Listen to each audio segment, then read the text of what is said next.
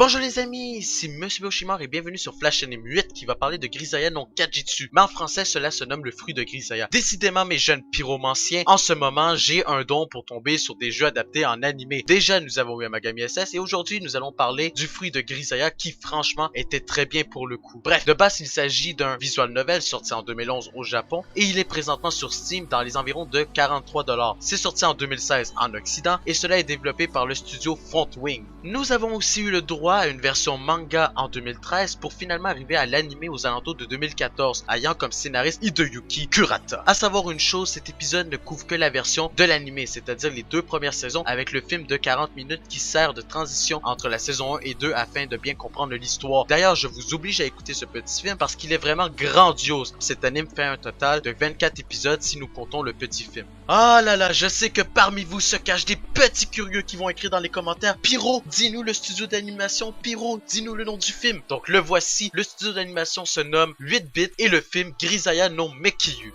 Concernant la synopsis de cette œuvre, on retrouve dans l'académie Miyama qui accueille des étudiants en marge de la société ou qui cachent un lourd passé. Il n'y aura que 5 jeunes filles, Yumiko, Amane, Michiru, Makina et Sachi, qui étudient à cet endroit parce que vous l'aurez compris, ce sont des personnes ayant vécu des traumatismes. Cependant, un jour, tout va basculer par l'arrivée de Yuji Kazami qui est de base un vidangeur. Sans vous spoiler, il nettoie les mauvaises odeurs. Mais lassé par son métier, il veut devenir un lycéen normal. Il apparaît dans cette école en ayant aucun réel défaut. Donc au fil du temps, nous allons découvrir son véritable visage, en plus de connaître le passé de chacune des filles. Parlons maintenant des bons points. On retrouve dans cet anime un univers assez sanglant. Du moins, je m'attendais à une histoire school life, mais il s'avère qu'elle est beaucoup plus énervée et psychologique qu'il n'y paraît. Moi qui pensais écouter un truc détente, eh ben non! L'anime m'a donné une sale claque et m'a fait réaliser qu'elle en a dans le ventre. De plus, l'histoire de chacune des filles sont très bien écrites. En effet, on entre vraiment en profondeur et on comprend bien l'émotion de chacune des histoires qui nous est proposée.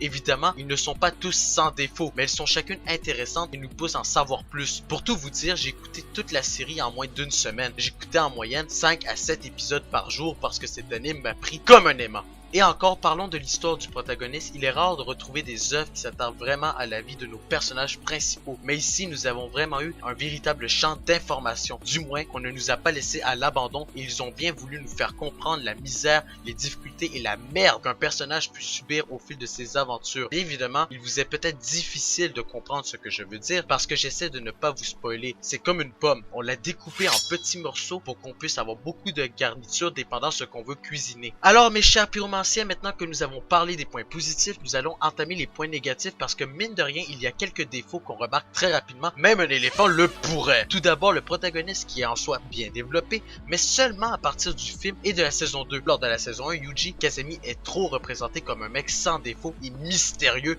qui limite on pourrait le considérer de personnage secondaire malgré qu'il soit l'élément central de l'histoire. Il est certes drôle, sarcastique, mais il est énervant par moments et on le prend très rapidement pour le bad boy de la série jusqu'à l'arrivée du film et de la saison 2 qui va vous mettre une grosse patate pour avoir osé penser cela. Concernant les autres défauts, lorsqu'on nous raconte le passé des 5 filles, cela manque de transition entre le moment qu'une histoire se termine et le début d'une autre. Pour faire simple, on se perd assez rapidement alors qu'il s'agit d'une continuité. Pour conclure, mes chers pyromaniaques, le fruit de Grisaya est certainement un très bon animé, ne serait-ce que pour le passé de chacune des filles, mais surtout du protagoniste et de l'autre personnage mystérieuse dont je ne vous ai pas parlé. Évidemment, cet anime manque de transition et la saison 1 pourra vous sembler vide concernant le développement de Yuji Kazami. Mais l'histoire prend tout son sens lors du film suivi de la saison 2 et je vous le dis clairement, malgré ces petits défauts, vous allez passer un très bon moment et vous n'allez pas être dégoûté parce que ses bons côtés font en sorte de masquer les mauvais. Bref, si vous avez aimé cette vidéo, comme d'habitude mes jeunes pyromaniaques, n'hésitez pas à laisser le pouce infernal suivi du partage infernal. Sur ce, c'était Monsieur Biochimar qui vous dit à tous de passer une bonne journée ou soirée. Salut!